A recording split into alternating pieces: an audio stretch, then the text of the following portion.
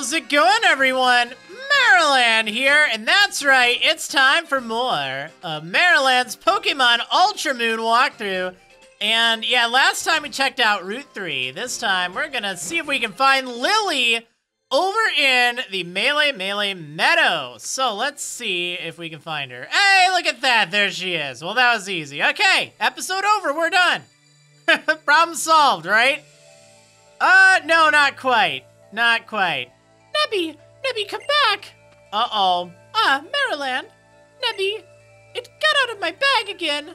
Oh no, not again. Nebby, don't you go in there. Oh no. But why would it want to go in that cave? And right after it got into so much trouble on the bridge, too. What if a wild Pokemon attacks it? It doesn't have any moves it can use to battle. Oh, well, that stinks. Well, we're gonna have to deal with that later. But Rotom decides to just give me a little treat, I guess. If you want to train your Pokemon, you're gonna want to use Roto experience points. Yeah, so you automatically get a new Roto power that boosts your experience points, which is kind of nice. You can tell that by the there's a little bar on the bottom screen. It's like an effect duration bar, so to speak, and yeah, you'll gain more experience while that is active. So it's pretty handy, actually. All right, so lovely, lovely yellow flowers here, and that right there is not actually a yellow flower. Well, I mean, it's holding one, but yeah, that's Flabébé. This isn't good. I didn't heal up my Pokemon. All right, it's fine, because you know what? I know someone who can help with that. Let's go ahead and switch out for Hippie Hop right now, though.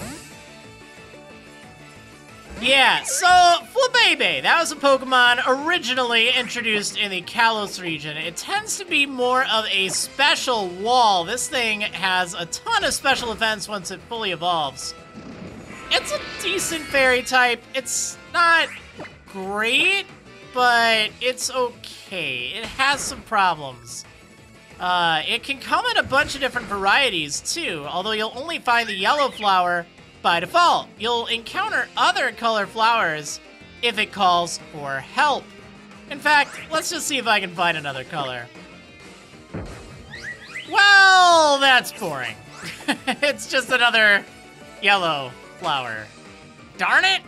Yeah. I think one of the big problems with Flabébé and its evolution line, it kind of thinks it's a grass type, but it's not. And it kind of has a preference towards using physical grass type moves, but it has low attack. So it's like, it doesn't really know what it wants to do.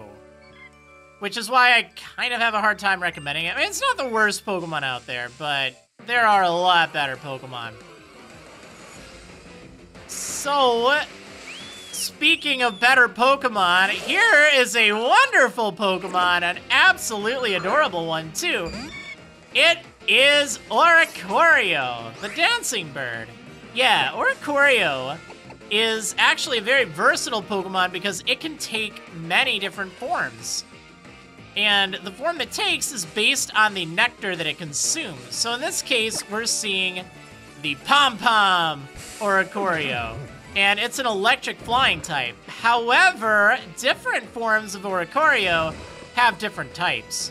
The electric type Oricorio is pretty darn good, though, because it actually, it has very few weaknesses. Just the two, if I'm not mistaken. Rock and, why can't I think of it off the top of my head? No, seriously, what is up with that? Well, I know it's weak. Oh, ice, that's right.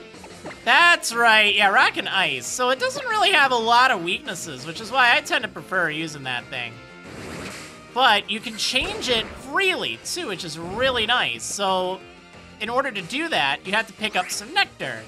And you can find nectar. You know what? I think I'm gonna use this Great Ball. You can find nectar in the different meadows throughout the Alola region. In this case, we're in Melemele Meadow, which has the yellow nectar. And it's also where we find yellow Oricorio, or Pom-Pom Oricorio. But Oricorio has different forms, and you know, unlike Pokemon such as, say, Shellos or Gastrodon, which, you know, once you have them in a certain form, you can't change it. You can change Oricorio's form later on, and it does get a really cool move. It's a pretty good Pokemon. It's not like the best, but it's bulkier than it looks, and it's really fun, and you can really mix it into your team in any number of ways due to that typing changing, which is kind of awesome. This Oricorio has drunk bright yellow nectar. When it sees someone looking glum, it will try to cheer them up with a dance. It's the dancing bird. All right, well, that's cool. That's definitely one of the cool new Pokemon that they introduced here.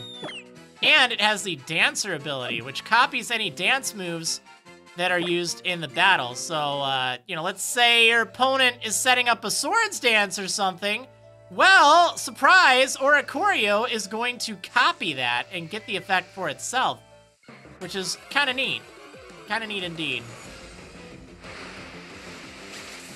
There is another Pokemon, and this one is also, well, not new to Ultra Sun and Ultra Moon, but it's the first time you'll have been able to encounter it. But it's, on top of that, a version exclusive. Yes, Petilil is exclusive to Pokemon Ultra Moon. It evolves into Lilligant by using a Sunstone on it. Oh no! Whoops. Oh well, it's fine. Yeah, it evolves into Lilligant by using a Sunstone on it. And then in Ultra Sun, you can find Cottonee here instead. And Cottonee is a Grass Fairy type, and it evolves into Whimsicott instead. So it's kind of cool. We're getting to see some more version exclusives. Now, neither of these are actually that bad. They definitely have some good strengths. I think Petilil and Lilligant can be kind of fun. A little straightforward, but kind of fun. And, yeah, Whimsicott it's all right. Like, it's interesting, but it's also kind of one of those things that it's a little redundant. Yeah. I don't know. Like, it really takes a lot of effort to make it good. But it can be alright. Okay, I think we've actually seen everything new here. You could run into a rare Butterfree if you're really lucky, but I wouldn't count on it. Alright, so that being said, let's just kind of get through here. There are a few things up and around here, if I'm not mistaken. Oh yeah, it's just this tourist just laughing at her boyfriend or whatever. And then over here, oh, there we go. All right, cool. Yeah, there's a poison Barb. This thing powers up the poison type Pokemon, or the poison moves of Pokemon. They don't have to be poison types, but not gonna help me right now, but that could be pretty nice if you're using something like, I don't know, maybe Grimer, something. But there's also, well, two things really. First of all, there is a photo spot here. So let's go ahead and fire up the Pokefinder, and can we find anything cool? What is that? Is that a Flabébé there? I don't have any zoom, so this is going to be a pretty lousy shot, huh? Are there any others around? Oh, there is an item that I left over there. Nice going. All right, no, I'll look at the photos. I guess we'll do that.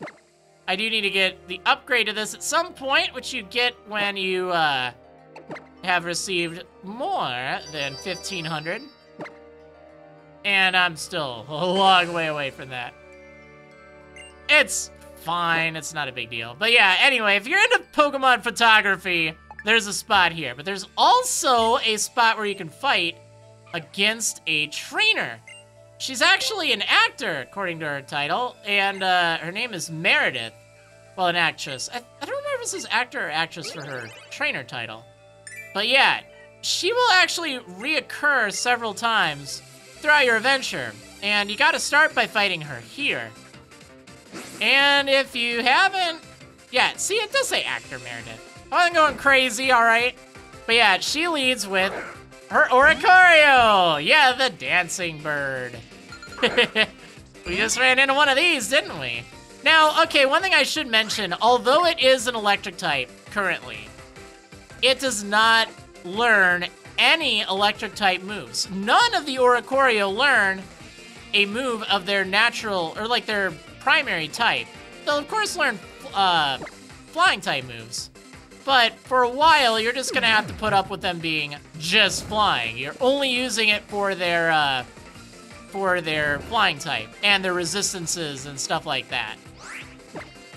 But later on, in the late 30s, if I'm not mistaken, they learn a move called Revelation Dance, which is awesome. It is I believe a 90 power move. I'm doing this off the top of my head, sorry about that. But yeah, it's a very strong move, and it actually gets the type of their primary type. So you have a strong electric type move, a special base electric type move, which is cool. And you have a strong fire type move if, let's say, you were to switch over to the fire Oricorio, which there is. There's a fire, a psychic, and an electric Oricorio. There is one other form of Oricorio, but you're not going to be able to get it naturally before beating the game, so keep that in mind.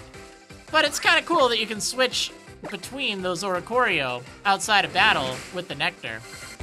Now, the Nectar does spawn in this field here. I think you might have to come back at night, but you also can get, you know, a fair amount of it. Oh, Psybeam, yes please. And if you do that periodically, because it's not like a one-time thing, it does respawn, then you'll have the option to switch between that form and then whatever other form you have. So, yeah, good things to know about Oricorio. I used one in my Pokemon Moon adventure, and I had a lot of fun with that. Alright, well, yeah, anyway, she is all powered up now. She's psyched! So she's gonna go study some more dance moves and try to become an actress or something. And my Rotom power wore off. That's too bad.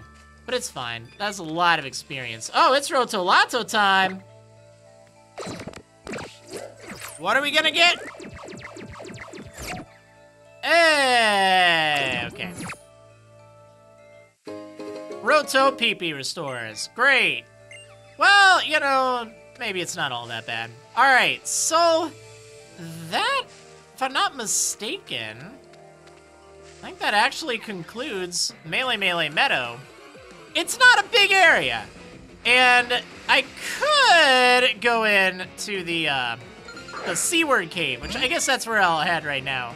We're going to cover that in a separate episode. This will be a little short, of course, sorry about that, but again, part of the reason I do that is so it's really easy for you, the viewer, to kind of find out, hey, you know, I want to see what's up in the Melemele Meadow. Well, there you go. Oh, wait, you know what? That item. That's right. I always forget about this. It's kind of... It's not hidden, but you might not think to go over here. It's just a great ball. It's not anything too great, but, you know, it's free, which is good. Yeah, it's a little hard to see right now. I think you can see it in the nighttime, though, but sometimes you'll see, like, little shimmering sparkles, and that indicates that, hey, there's some yellow nectar there, and you can go ahead and pick some yellow nectar and use that later on if you have a different style of Oricorio.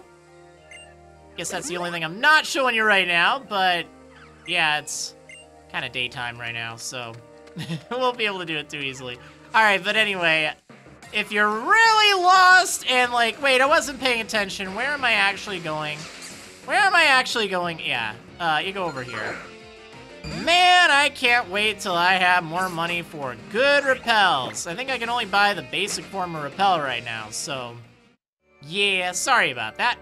Anyway, you gotta go over here. There's this little hole. You have to press A by that, and then you'll go into the C-word cave. But you know what? Like I just got done saying a few minutes ago, shorter episode, but self-contained. This is Melemele Meadow, and we'll cover the C-word cave on the next episode. I hope you enjoyed. If you did, maybe consider hitting that like button and subscribing if you want to see even more content. Anyway, thanks for watching, everyone, and I'll see you next time.